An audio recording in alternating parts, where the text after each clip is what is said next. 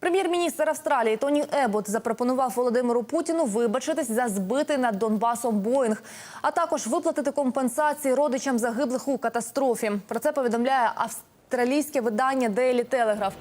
Ебот повідомив російському президенту про наявність доказів, що саме з Росії бойовики отримали зенітно-ракетний комплекс, з якого збили літак.